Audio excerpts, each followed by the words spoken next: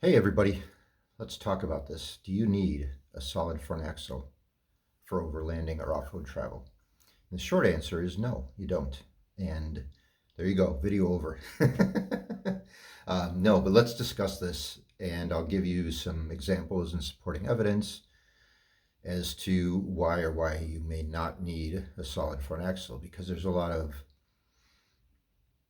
stories out there that come around that the solid front axle is better, one, and even ideal, and is it always ideal even for overland travel? And so I think where this comes from is when you're talking about off-road clubs, Jeep clubs, this kind of thing, where their primary focus is off-road travel, going on difficult trails, rock crawling, mud bogging, these kind of things, where the principal thing is going out for a day and challenging the vehicle. Typically, a solid front axle is better. And there's a couple reasons for that. One is that it's a little simpler than an independent front suspension. It would be a little bit more durable, maybe a little bit easier for trail repairs, possibly. Um, I don't think it's as big a difference as people think, because you still have the universal joints in there versus CV joints. So there's, instead of four, there's two, so you still need that joint in there where the steering is. Um, Whereas an independent front suspension will have two, one by the steering and one up by the differential, to allow for the movement of the axle as well. So, but other than that, you still have steering and all these things that are subject to breakage, And so to me, number one, it's more the quality of the manufacturer or the build you do versus just the principle of one or the other being better necessarily. But overall, the edge goes to solid front axle for simplicity and less things to break, honestly. And so for off-roading and things like that, rock crawling and things, that's one plus in that direction. And secondly, for it's just going to have more flex. So when you have a solid front axle, I'm just going to use straws here, and you go up over an obstacle, one end, picturing there's a tire on each end of this axle. One end's going to go up like this, and the other end's going to go down, and you just have a spring here and a spring here. And if you have good flexy springs and a lot of travel and good travel shocks and things, you're going to have a lot of articulation, because the point is you want to keep those tires on the ground for traction, right? Whereas a solid front axle is something, an independent front suspension is something like this, and you'll have basically movement here and movement here, right? And that's not the end of it all, though, because the truck will move too, and also you get the articulation in the back as well. So all of these systems are going to take into account the back is flexing as well. But overall, the front, you see these Jeeps that are really built and other makes too, honestly, that have a lift on them, have really, flexy springs and stuff, and they just can flex up those flex ramps and on rocks and stuff really well. And that's very ideal for rock crawling. Is it ideal for long distance travel, where you're carrying a lot of gear and stuff? That thing's going to be wallowing all over the road and handling poorly and that kind of thing, right? So there's a compromise with anything. There's a compromise with any kind of build, any kind of system. There's pros and cons, right? So durability and simplicity go to the solid front axle, right? Accessibility. Older trucks have a lot of older trucks have solid front axles. Not so many new ones anymore. You have Jeep and a couple, 1 tons maybe, and I'm not fully familiar, but most other mid-sized trucks and half-ton trucks these days have independent front suspension, So if you're going to buy a newer truck, your choices are limited. Really in the States, you're going to be kind of looking at Jeep, and if that's what you want, go for it, that's okay. But yeah, if you're looking at Toyota, even the Land Cruiser doesn't have solid front axle anymore. That went out with the 80 series. It was the last one. And, so that's part of the reason the 80 series is so coveted and so expensive. But, but the question is like, is it worth the money to you? So let's talk about overland travel versus off-roading, though. So we talked about rock crawling and mud bogging and things where you're not going for days, weeks, months on end. You're not going on, probably not as often long highway travels, long, you know, dirt roads, roads with, corrugations and, washboard, as we call it here in the States. And, we're going to be traveling 20, 30, 40 miles an hour but having to deal with some bumps and things like this. So for that kind of thing, an independent front suspension handles better, right? So if you have corrugations, if I have a bump on this side, just this side is going to be flexing. It's not going to transmit all that shock to the other side and end up with this kind of motion, And so it's going to be a much smoother ride, much more controlled ride. It's going to be safer at speeds. So your steering, your handling, your braking, and everything is going to be better for general off-road travel with an independent front suspension. And you'll be able to go faster, quicker. The ride will be better. It'll be less rough on your truck and on you, less tiring. So that's, to me, one of the big advantages. My old 4Runner, which you guys all know, has an independent front suspension. Those same year Land Cruisers had, solid, the 80 series had solid front suspension. And I know I've ridden in the 80 series. Great truck, by the way. It's fantastic. A little bit more room inside and everything, a little more power from that, I think, 4.2 inline six. And, automatic transmission, though, not my thing. But anyway, mine is better definitely when I'm going distance off-road. And, for the typical off-road thing, the bigger obstacles and stuff, the 80 series definitely has more flex, will keep, the tires in contact with the ground better and that kind of thing. So you have to think about, what am I really doing? What kind of traveling am I really doing? Me, I do a lot of solo traveling, whether it's just my truck with somebody or just by myself.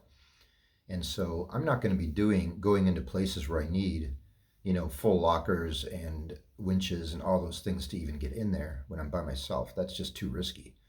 If you get stuck back there or have damage back there, getting out is going to be a nightmare, So, and even out west, with all the mountain roads and things like this and all the obstacles, I have yet to, using common sense, I have yet to get stuck. Now, I don't go to the Rubicon and places like that and purposefully do difficult trails. I used to do that. I've had other vehicles in the past. I used to do that kind of thing, but not anymore. It's overland travel to me is just a different experience. So to me, it's not all about the trail. The machine versus trail. So again, like thinking about the goals, thinking about, what are you doing? So most of my travel is, long distances on dirt, gravel, and this kind of thing. And the independent suspension is better for that, in my opinion. Now, does an independent suspension, the clearance, there's arguments on different YouTube channels on how an independent suspension works. So the claim is like I showed you on a solid front, actually, so we try not to take big obstacles in the center, right? Because we could damage. We try to roll over with one tire or the other, right? So if there's a big rock or something in the way, you can't go all the way around it. So you put one tire on it and go over, right? That's ideal. Now, that doesn't always happen, though. Sometimes we have obstacles in the center. So first of all, a solid axle going down the road, there's an obstacle here. And the height of your tire is going to dictate when it's going to hit, right? Now, in this one's higher up. Your tires are down here. So you automatically have more clearance. Just standard, just sitting flat, right? Now, your back axle is a different story. It's going to have the same limitations as this one. So the front and back on a solid axle truck is the same. So if you're hitting the front, you're going to hit the back. This one, if you don't hit in the front, you still might bump in the back, so that's something to keep in mind. However, think about, so some solid axle proponents say you flex this side up and it raises the clearance here. And it's true, it does, so if there are multiple obstacles, you put this tire up on something and you can clear other obstacles, right? Independent suspension, their argument is that you put this tire up on an obstacle and it's going to go like this and lower your clearance, right? Now, on a high-speed road, my argument is that an independent suspension is better. But there are times where these are going to flex down and your clearance is going to change with that, right? So your tires aren't going to matter, but it's not ever going to really go below here, which is where your solid axle is anyway, right? So the clearance isn't ever going to get really worse. But one argument I do hear often is that you pop this one up on a tire and it's going to be like this, so it's going to lower your clearance, right? Again, is that really that much different than this? You know, if we put tire to tire, and even if it did go all the way and really go down like this, you know, you're hitting pretty hard if you're getting it flexed up like that. And I don't think they really go that far, to be honest, but even that's temporary. It's like a bump, and then that spring is going to push it back. So you're going to be back in this configuration. And I know in my 4Runner, the back axle takes a lot of the flex. So the body and everything flexes with this in this back axle. Again, there is a limitation there. You're only going to go so far, not as far as with the solid axle. So solid axle for rock crawling wins. But I don't think the clearance argument really stands up until you get to really extreme stuff. So at least in the front, you know, again, it'll lower, but then it's going to, that spring is going to compensate.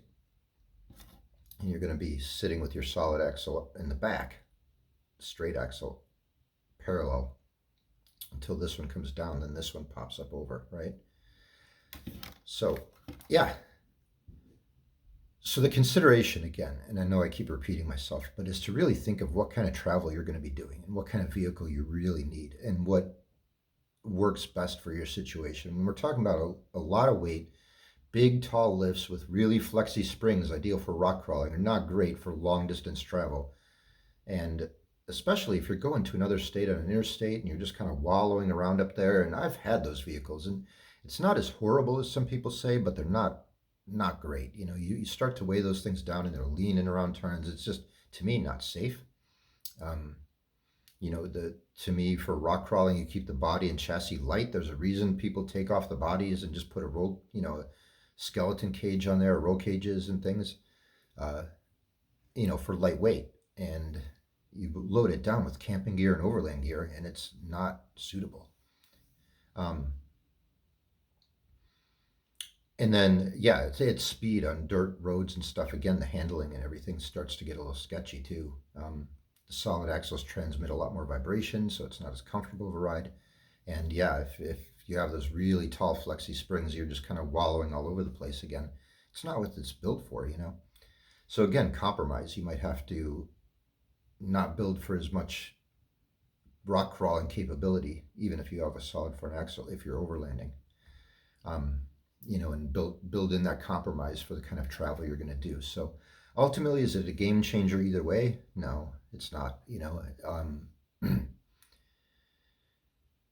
And again, use common sense too if you're traveling by yourself versus with, you know, a couple other vehicles, a team that knows about recovery and stuff like that. But, you know, in those cases, either way, you're going to have help getting out and those kind of things. So I wouldn't sweat it too much, but just understand, you know, when you're considering getting a vehicle or trading to another vehicle, understanding these dynamics. So we see, you know, Andrew St. Pierre White, one of those guys in Australia. He's a solid axle proponent. Nothing else will do.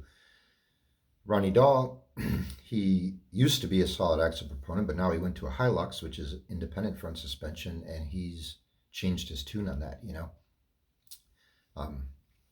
And then, yeah, so lastly, the solid axle being, or the independent front suspension being a little more fragile is true. So if you're hammering on your vehicle, you know, like mashing the motor all the time and going up hills and just flying over obstacles and, you know, beating your way through things instead of understanding, you know, driving with some finesse, you're going to break things. Those axles are going to break. They just will. You know, those CV joints are not made for that. You know, they're only going to take so much, you know, and even a solid axle is going to break eventually beating on it, you know.